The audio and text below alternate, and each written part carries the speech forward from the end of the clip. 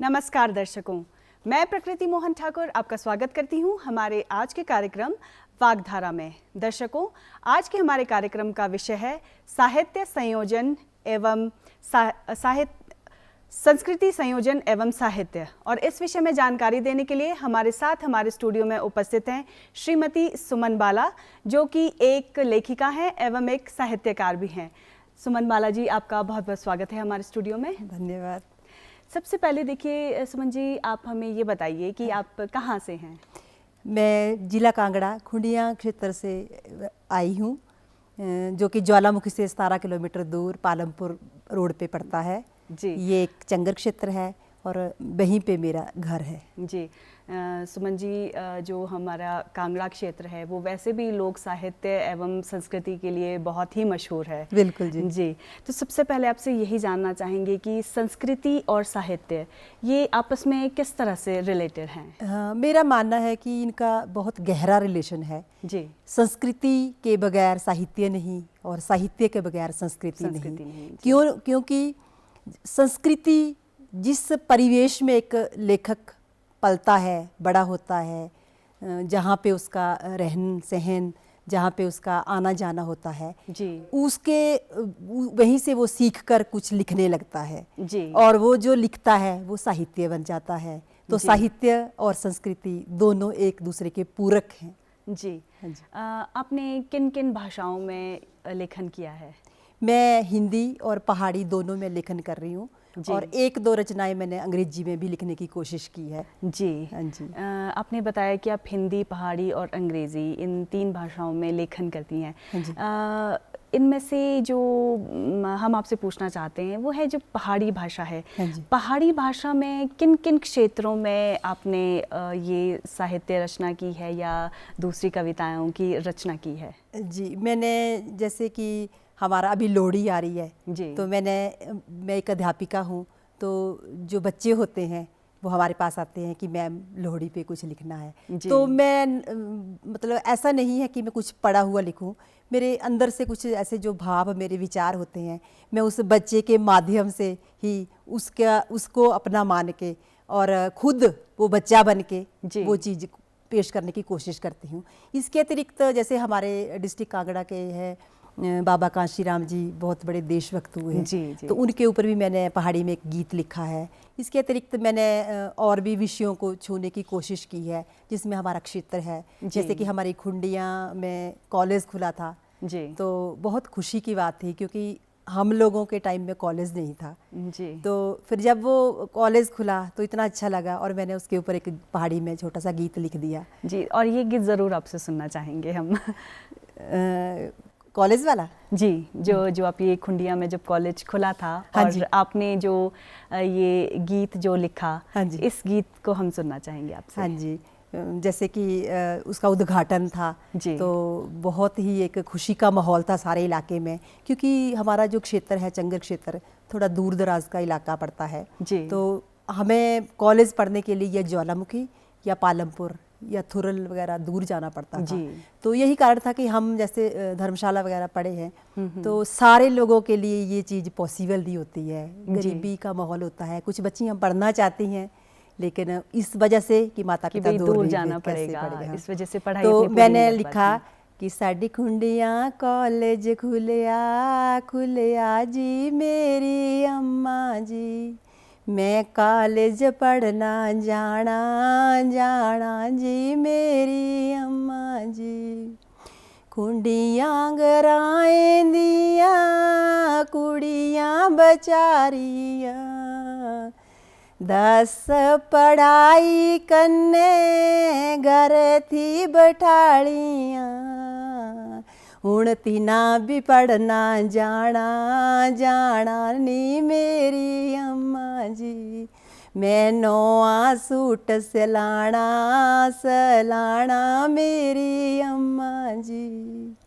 ऐसे करके मैंने जी, तो इसको लंबा लिखा है। थोड़ा सा इसका अर्थ भी आप हमें बता दीजिए। हाँ जी, कि किस तरह की जो महिलाएं हैं, जो बच्चियां हैं, हाँ वो किस तरह की उनकी मतलब दिल में किस तरह की आशाएं हैं, किस तरह की उड़ान है और किस तरह की सोच है, भावनाएं हैं जो उनके मन मस्तिष्क में चल रही हैं। हाँ जी, जैसे कि मैं सोचती हूँ कि प्रतिभाओं की तो कमी नहीं है जी। तो कई बार हम लोग जो है वो इस वजह से पिछड़ जाते हैं कि हमें वो सारे जो फैसिलिटीज़ जी मिल नहीं पाती हैं जी, या फिर हमें वो अवसर नहीं मिल पाते हैं।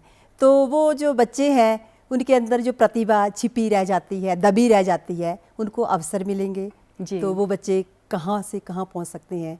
जैसे कि मेरा अपना ही है कि उस क्षेत्र से, चलो मेरे पापा टीचर थे, उन्होंने ये चीज़ सोची और हमें पढ़ाया, बाहर भेज दिया, लेकिन हर कोई समाज में ये चीज़ नहीं कर पाता था जी। तो उन बच्चियों के लिए बहुत ही ये एक अवसर अच्छा मिला उनको कि पास में कॉलेज है, घर का खाना खा के गरीब बच्चे भी जो है वो पढ़ के अपनी प्रतिभा में निखार ला सकते हैं।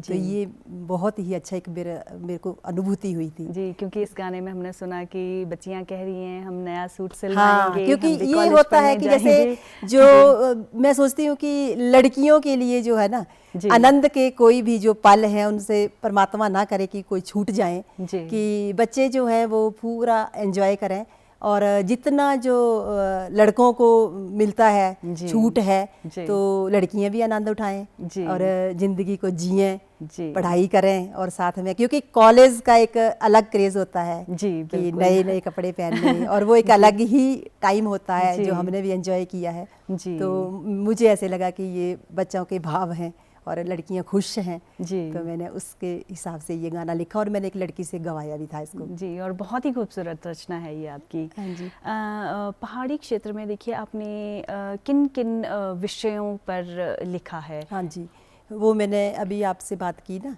कि हमारे डाडा सिबा के पास से हमारे बहुत बड़े स्वतंत्रता सेनानी हुए हैं जी, बाबा कांशीराम जी। तो उनका भी पिछले साल मनाया था उनके गाँव में।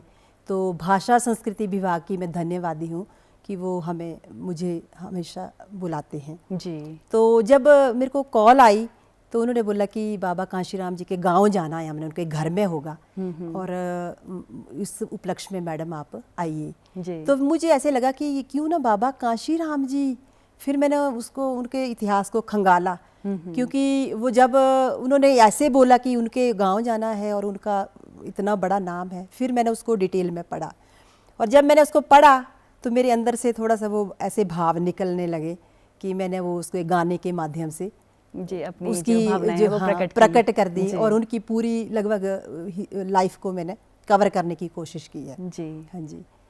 तो जो ये संस्कृति संयोजन है उससे क्या समझते हैं हम, और जो ये हमारे आज के युवा हैं, चाहे वो महिलाएं ले लीजिए या फिर पुरुष ले लीजिए, संस्कृति की तरफ उनका किस तरह का रुझान है? हाँ, ये बहुत अच्छा प्रश्न है आपका।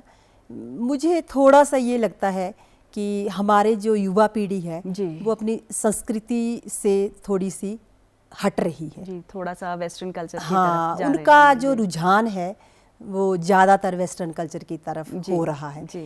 तो लेकिन साथ में मैं ये जो कोशिशें हैं, हमारे जो युवा जो हमारे बीच में गायक आ रहे हैं जी, और हमारे साहित्यकार भी हैं जुड़े हुए, तो उनकी जो कोशिशें चली हैं कि जैसे कि हमारे पुराने गीत हैं जी, तो उनको वो थोड़ा सा नया करके पेश कर रहे हैं जी। तो उस चीज़ को जो है वो बच्चे पसंद कर रहे हैं, तो ये एक अच्छा प्रयास है। मैं भी सोचती हूँ कि ये जो संस्कृति है हमारी ये जीवित रहनी चाहिए जी, क्योंकि देखो ये जो हमारे पुराने गाने हैं ये पुराने गाने भी हिस्ट्री हैं जी। अब ऐसे ऐसे गाने हैं हमारे पास कि पहले के वक्त में लड़कियों का जीवन कैसा होता था जी, और कितनी वो चार दीवारी के अंदर ही उनकी ज़िंदगी को जो था वो एक उनका दायरा ही इतना ही था जी, कि वो कुछ सोच ही नहीं सकती थी जी। तो इस मतलब ये सारी चीज़ें जो आज वक्त बदल गया है, आज बेटियों को अवसर हैं, उनको पढ़ाई मिल रही है, लेकिन हमें पिछला कहाँ से पता चलेगा कि हमारे पेरेंट्स ने, हमारी माताओं ने, हमारी दादियों ने, हमारे मासियों ने कैसा वक्त बिताया है। तो ये चीज़ें हमारे गाने, हमें पुराने गाने जो कि बच्चे बिल्कुल पसंद नहीं कर रहे हैं और शायद वो थोड़े से उनसे पीछे हट रहे हैं। तो मैं चाहती हूँ कि इस संस्कृति के संयोजन में सबका हाथ हो जी। और हम कोशिश करें कि इसको संजो कर रखें। जी बिल्कुल, क्योंकि देखिए हमें भी ये बात पता है कि जो भी पहाड़ी कोई गीत है, लोकगीत है, या फिर कोई भी एक छोटा सा कोई कविता ही क्यों नहीं है, वो किसी न किसी घटना को लेकर बनती है, कोई किसी सत्य के आधार पे वो आधारित होता है। जो भी संस्कृति है कि वो किसी भी तरह की संस्कृति हो, तो ये जो सत्य घटनाएं हैं, मतलब इनको अगर जीवंत रखना है तो हर पीढ़ी को इसे जानना समझना ये आवश्यक है। क्या आप ऐसा समझती हैं? बिल्कुल बिल्कुल, क्योंकि देखो हम तो चलो जो भी ज़िंदगी जी रहे हैं, आज़ाद भारत में पैदा हुए हैं और सुख सुविधाओं के बीच में हमारी ज़िंदगी कट रही है। और चलो वक्त बदला, अब जैसे कि हर चीज़ सुविधाएं हैं, बच्चों को भी हैं, लेकिन हमारे अंदर एक भाव उन पुराने लोगों के प्रति तभी एक दया और भावना बनी रहेगी हम उसे जानें तो। और जानना कहाँ से है? हमारे पास साहित्य होना चाहिए। और साहित्य कहाँ से आएगा? अगर संस्कृति होगी। हाँ जी, तो ये मेरे को तो मैं ये समझती हूँ कि हमारी मतलब जो संस्कृति है और हमारी ये पहाड़ी भाषा जो है, क्योंकि पहाड़ी भाषा से हमें संस्कृति ज़्यादा जानने को मिलती है। जैसे हमारे देखो अपने अपने डिस्ट्रिक्ट हैं, हर किसी की अपना भाषा भी थोड़ी सी फ़र्क है, और उस भाषा में जो गीत फिर हमें मिलते हैं वो गीत इतिहास है पुराना। जी बिल्कुल। हाँ जी, क्योंकि देखिए आपने बताया कि कोई नया कॉलेज खुला है या फिर कहीं को कोई नई सड़क बनी है, उस पर भी गीत है। कब कोई नया वाहन आया, पहली बार आया, उस पे भी एक गीत है। देखो अब किस जमाने का गीत है कि सोनी सोनी शिमले दियां सड़कां जिंदे। जी। तब देखो कैसा टाइम होगा कि जब इस शिमला क्षेत्र में सड़क बनी होगी, और कितना अच्छा किसी की फीलिंग थी कि उसके भाव जो थे वो गीत के माध्यम से निकले। तो ये बहुत ज़रूरी है और मैं तो चाहती हूँ कि ये चलना चाहिए, बनना चाहिए। और नए जो बच्चे हैं, नई युवा पीढ़ी जो है, उनका रुझान इनकी तरफ होना चाहिए। उनको चाहिए कि वो एक अच्छी ज़िंदगी और अच्छे अपने हिमाचल को और अच्छा नाम उसका विश्व पटल पर ले आना चाहते हैं, तो अपनी संस्कृति को संजो कर रखें। जी, और अपनी जो जड़ें हैं उनसे जुड़े रहें, क्योंकि जड़ों से जो भी जुड़ा होगा, नींव जितनी पक्की होगी इमारत उतनी ही ज़्यादा मजबूत रहेगी। तो साथ में ही जैसे चलो वेस्टर्न कल्चर की बात आती है, हम ये नहीं कहते, हमें वक्त के साथ बदलना भी है, मॉडर्न भी होना है, आधुनिकता का दौर है, हमें आगे बढ़ना है, तो सब कुछ सीखना है, लेकिन हमें बैलेंस बना के चलना है। जी बिल्कुल। हमारी जो संस्कृति है वो हमसे पीछे नहीं छूटनी चाहिए। जी, उसके साथ हमें बिल्कुल जुड़ के रहना है। जी हाँ जी। सुमन जी, आपको हमने सुना है, हमारी जानकारी में है कि सम्मानों से आपको सम्मानित किया गया है, आपको पुरस्कृत भी किया गया है। तो आप हमें बताएं कि आपको किन सम्मानों से और पुरस्कारों से पुरस्कृत किया गया है? तो मैं उस परमपिता परमात्मा का पुरस्कार ही समझती हूँ कि आज मुझे यहाँ दूरदर्शन पे भी बुलाया गया। ये भी मेरे लिए एक बहुत बड़े पुरस्कार से कम नहीं है। और इसके अलावा मेरे को जैसे कांगड़ा लोक परिषद से मैं जुड़ी हूँ 4-5 सालों से, तो उसमें मेरे को वहाँ का क्षेत्रीय एक कोऑर्डिनेटर बनाया हुआ है, इसका मेरे पास ये प्रूफ है। और इसके अतिरिक्त मैंने एक नेशनल लेवल की भावों की रश्मियाँ नाम से एक किताब छप रही है जी। उसमें हमारे पूरे भारतवर्ष के 48 कवि भाग ले रहे हैं जी। तो उसमें मेरा भी छपा हुआ है जी। इसके अलावा भाषा संस्कृति विभाग से ये हमें जैसे जजमेंट पे बुलाते, हिंदी दिवस मनाया था जी, तो उसमें भी मेरे को जज के रूप में उन्होंने निर्णायक की भूमिका दी थी। तो उसमें ये सम्मानित वगैरह करते रहते हैं, सर्टिफिकेट वगैरह, प्रशस्ति पत्र मिलते रहते हैं। इसके लिए तो आप बधाई की पात्र हैं सुमन जी, आपको धन्यवाद। मैं धन्यवादी हूँ भाषा संस्कृति विभाग की भी और दूरदर्शन वालों के भी और सबसे ज़्यादा धन्यवादी हूँ अपने उस परमपिता परमात्मा की, जिसने मुझे ये सो अवसर दिए हैं, अपने परिवार की जो मेरे को इस फील्ड में आगे बढ़ने में मेरी मदद करते हैं, मेरे फ्रेंड्स, मेरे कलीग जी, उनका सबका बहुत रोल है इसमें। और चलो आगे भी उस परमात्मा से दुआ है, बिल्कुल ये ऐसे चलता रहे। जी, हम भी ये प्रार्थना करते हैं कि जिस तरह से आप ये लेखन और साहित्य में आगे बुलंदियां हासिल कर रही हैं, आगे चल के भी आप बुलंदियां हासिल करती रहें। चलो जी, धन्यवाद। सुमन जी, देखिए आप एक टीचर हैं, आपने बताया। हाँ जी। तो आप ये साहित्य और लेखन और जो आपकी ये जॉब है, आपका कार्य है, हाँ जी। इस और परिवार की भी अपनी अलग जिम्मेदारियां होती हैं, तो किस तरह से अपने कर्म को लेकर और परिवार के प्रति जो भी जिम्मेदारियां हैं उनको लेकर और जो साहित्य के प्रति आपकी रुचि है उसको लेकर आप किस तरह से अपना समय निकालती हैं? हाँ जी, बहुत अच्छा सवाल आपने किया जी। रही बात मेरे शिक्षा के क्षेत्र में मेरे कर्म की जी, तो मैं क्या कहूँ, मुझे अपने कर्म से इतना प्यार है कि मैं मतलब उन बच्चों के साथ और अपने जॉब में, अपने स्कूल में पहुंच के जो मुझे आनंद की अनुभूति होती है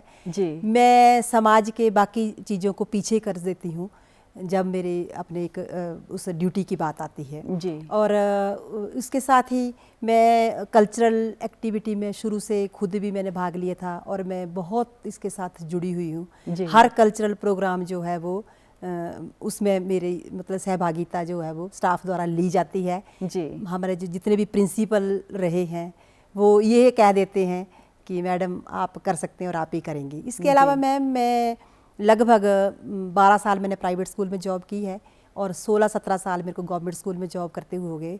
तो मैं अप्रॉक्सीमेटली आपको बता रही हूँ कि मैंने 20 के आसपास 20-22 एनुअल फंक्शन करवाए हैं जिसमें मैंने स्टेज संभाली है। जी, जी, जी।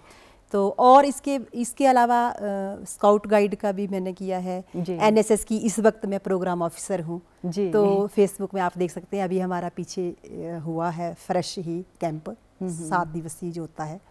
तो डेली हम नाइट में जो बच्चों को हमारा शेड्यूल भी वैसे ही होता है जी। तो उनके साथ ही मेरा साथ में बराबर गाना और बजाना और नाचना होता है क्योंकि मेरा कुछ अपना भी इंटरेस्ट है जी। और मैं सोचती हूँ कि खुद मैं इनके साथ करूँगी तो ये जो बच्चे हैं युवा 11वीं 12वीं के बच्चे जो हैं ये भी सीखेंगे।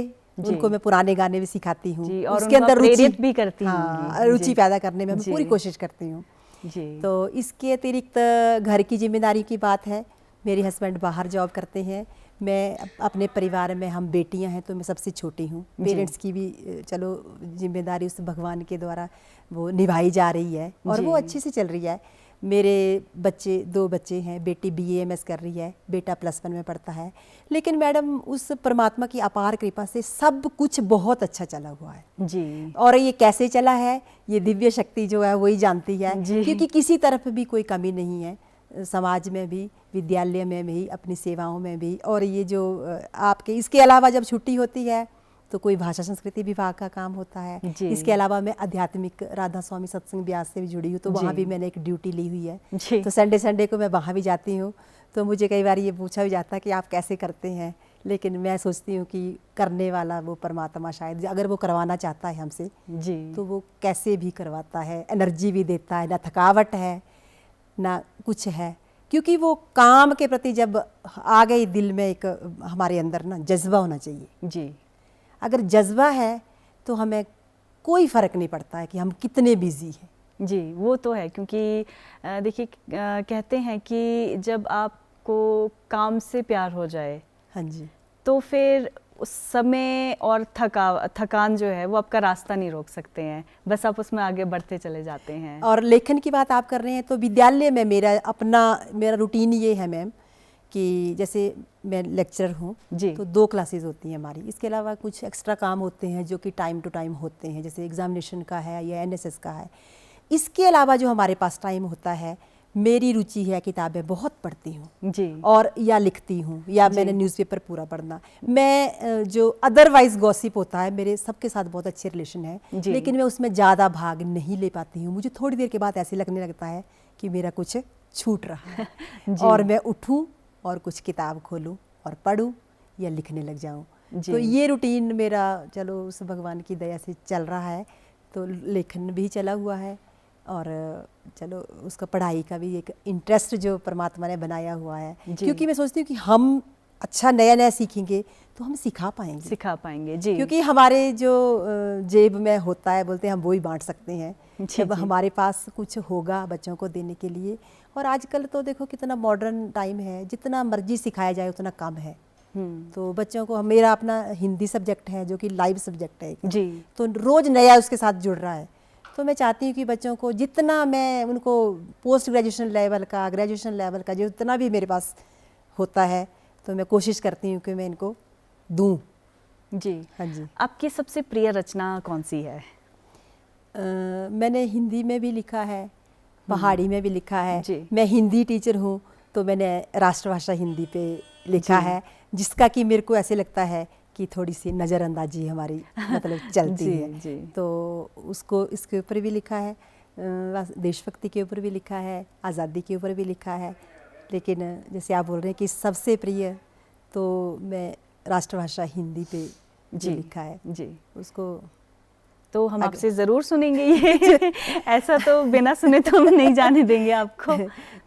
चलो अगर आप कह रहे हैं तो मैं थोड़ी सी 2-4 पंक्तियाँ जितनी मेरे को याद है जी।